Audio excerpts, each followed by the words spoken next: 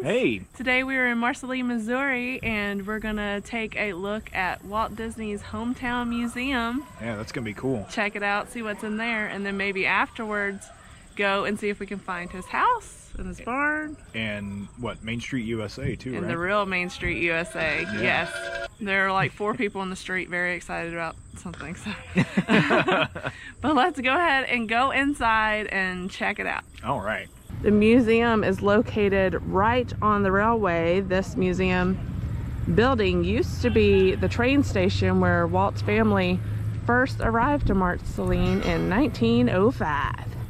Here's a look at the hours of the museum and the admission cost. All right, we got in and they gave us our tickets. They said anywhere where this emblem is shown in town will give us a discount. So that's pretty sweet. And they gave the kids a scavenger hunt. And so all around the museum, there are little animals with letters. And they said it'll spell out a word and you bring it back to them. What do you get? A treat. A treat. So that's exciting. This was Walt Disney's desk in school. And they carved his initials in it. WD Twice. and WD. He was bad. He was a vandal.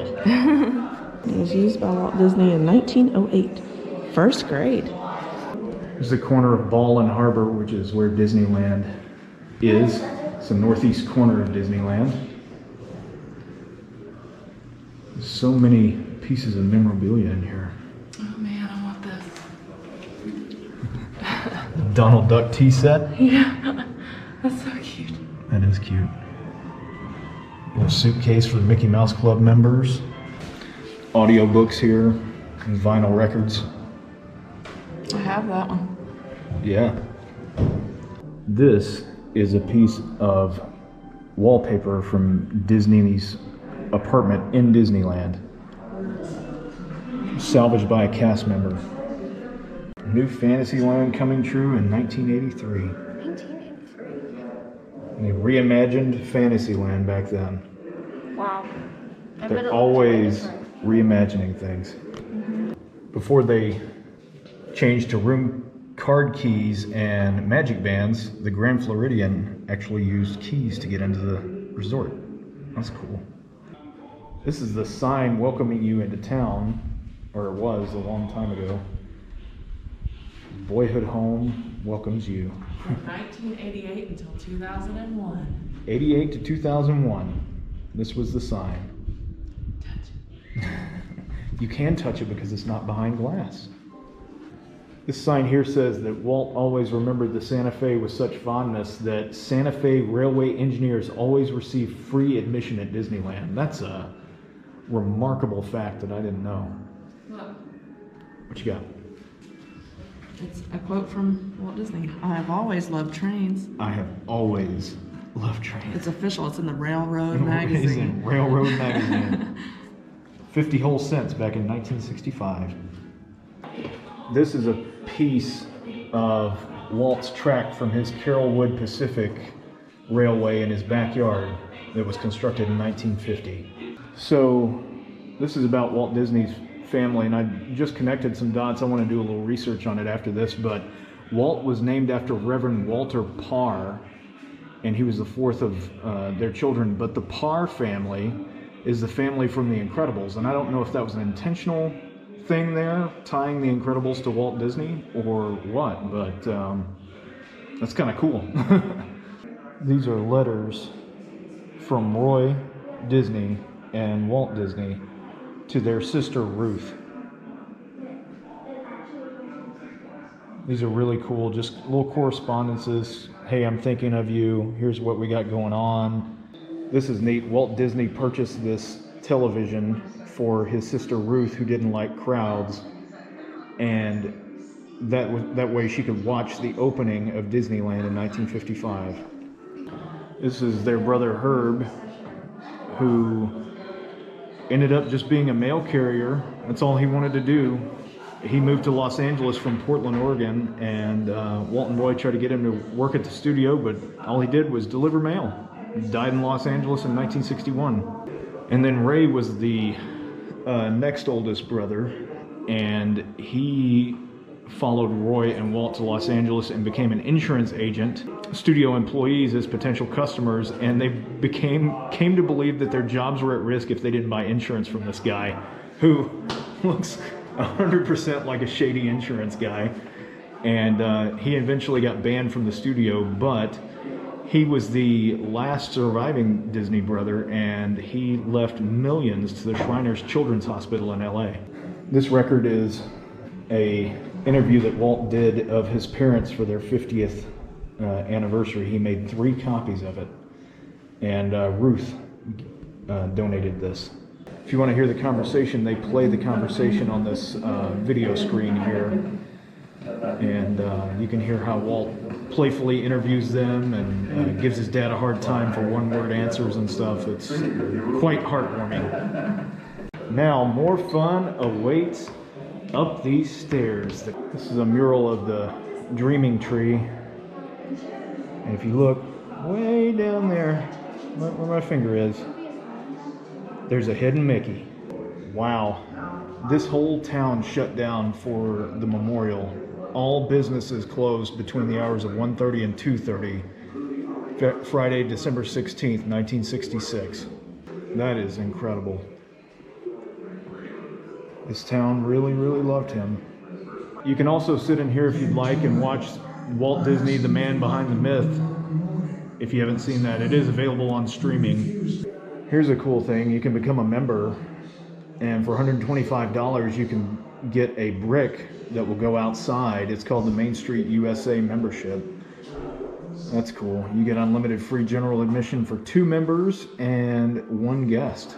This is a feature on Robert Penfield, who ended up being the longest serving cast member and one of the last original cast member for Disneyland.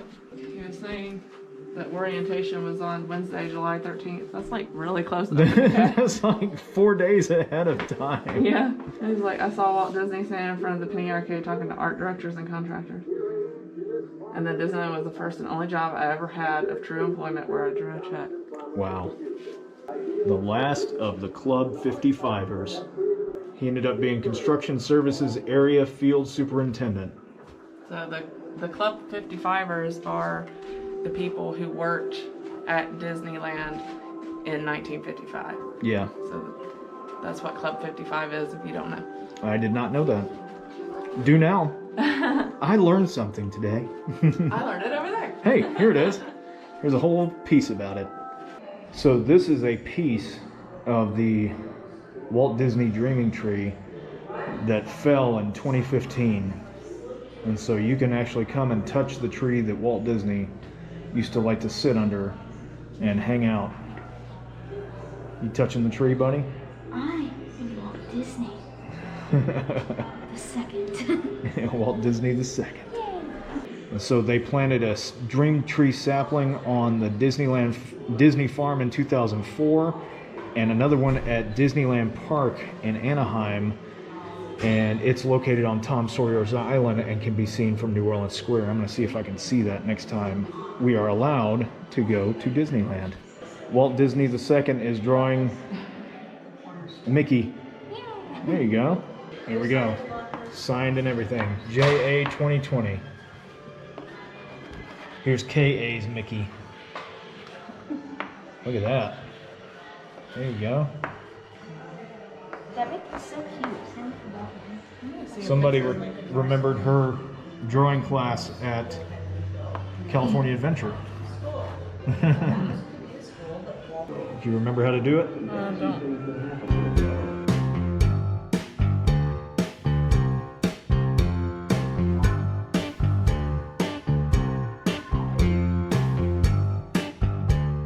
Not bad.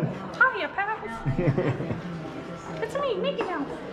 Everybody has signed this bench here too. Yeah, there's a bunch of benches around the museum. These are all once were in the barn. And so I think as they fill up, they bring them into this museum. That's cool.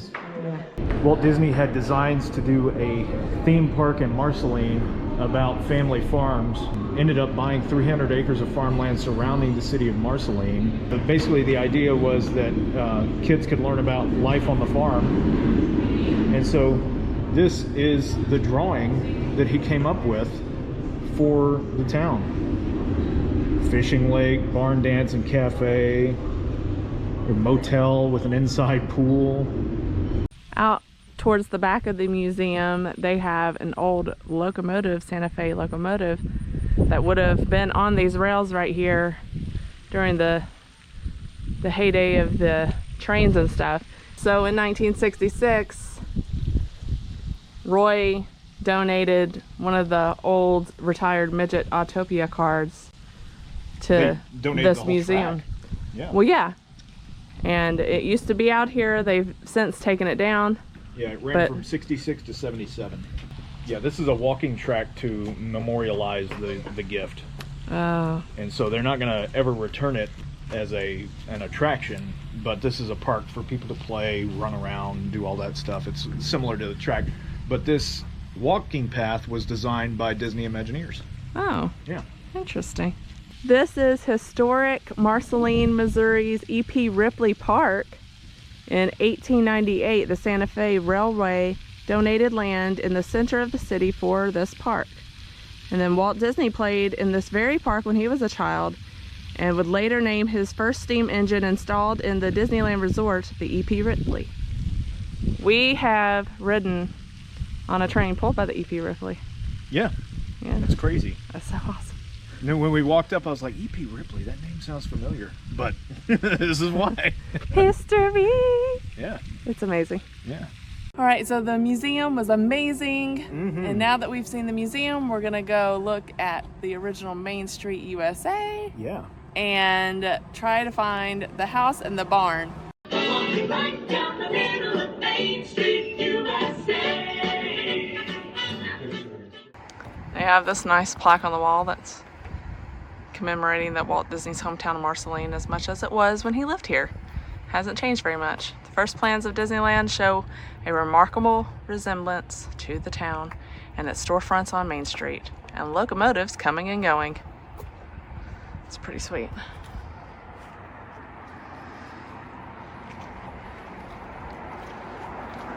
This is the Uptown Theater. This is what the Main Street Theater at Disneyland is modeled after. And Walt Disney came back and premiered a movie here. So yeah, check it out. They have a hotel in there. Sweet. What? Yeah, so this is where Tilly would be. Hey Tilly, Goofy Edition. So yeah, and then the entrances. That's pretty cool, huh? So the premiere of the Runaway Locomotive was here. That's pretty crazy. In commemoration of the world premiere of The Spirit of Mickey, starring Mickey Mouse, Marceline, Missouri, Uptown Theater, July 14th, 1998. So I guess they also premiered that movie here too. Hey Goofy. And this area of Main Street is what at Disneyland would be the Coca-Cola corner, over there where the lockers are.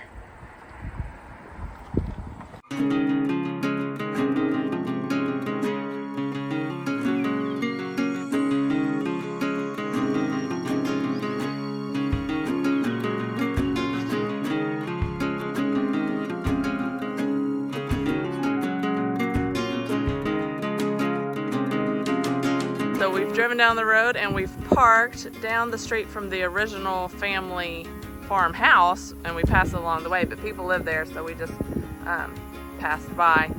But from this parking lot, you can walk, they said it's about a 2-minute walk down this way to see the Disney's family barn site and Walt's dreaming tree, which of course the tree has fallen, but I think they've replanted a sapling, so we can see the new dreaming tree. And can I just say, there's like tons of butterflies here. Like, it's kind of cool. Yeah. I've seen probably 20 of them since we've been standing here, so that's kind of neat. It's magical. You don't get to see a lot of bugs where we're at. So let's, oh, and there she goes, chasing the butterfly. Go get it, get it. As an adult, Walt wrote, "To tell the truth, more things of importance happened to me in Marceline than had happened to me since or more likely in the future. You can see why Walt loved being here. Kennedy see something she's trying to creep on. You get it? No? Here is where I guess the dreaming tree used to be. And this is the new one. Soil from the Magic Kingdom and water from rivers of America were lovingly mixed with soil from this iconic farm during the planting ceremony. That is pretty awesome. Let's touch it. I got it back all the way. Dreaming tree. Do you feel it? Dream. Do you feel the magic? Kind of. Oh, here, the original dreaming tree was over here, I guess. It was pretty big. In the museum, they were saying that normally cottonwood trees like this only live about 70 years. They're like elderly when they're 70 years, with most of them dying by age 125. But they had arborists come out and check out the dreaming tree after it fell, and it was 150 years old. That's crazy. So it lived longer than most. Check it out. A hidden Mickey.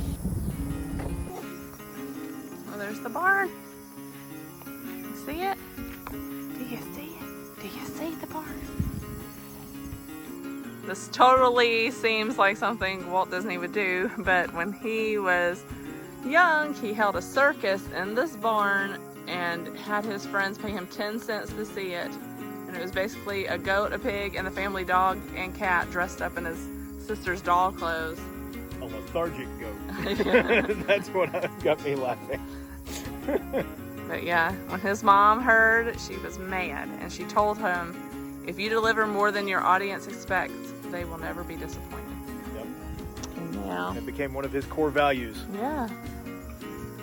I think he got a lot of his core values from his mother. I think a lot of stuff came from his mother. They seem to have similar personalities. Where Roy was more father.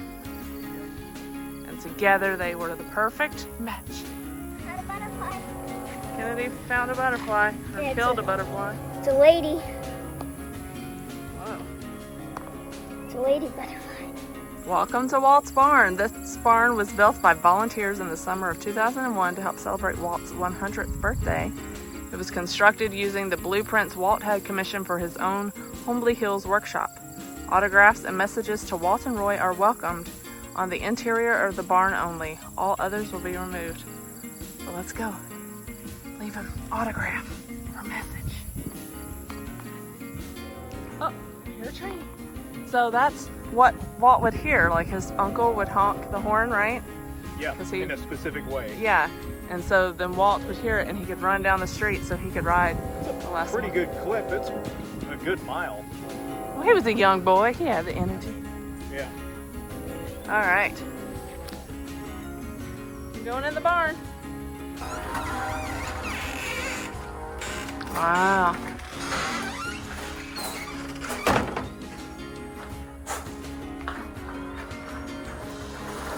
And some people climbed like way up. How pretty these wildflowers are here. So awesome. Let us know down in the comments. Have you been here and have you signed in here? We would like to know. Mom's gonna do the honors.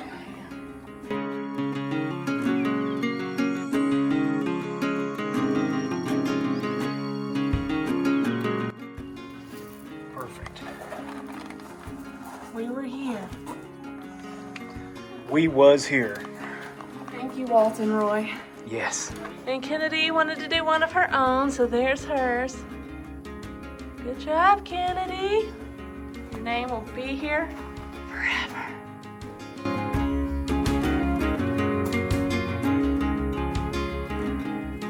All right, so there you have it. We visited Marceline, Missouri, the Walt Disney Hometown Museum, Yeah. Main Street, USA, saw the farmhouse, saw the barn, made our mark, thanked Really Walt cool. and Roy, Yeah.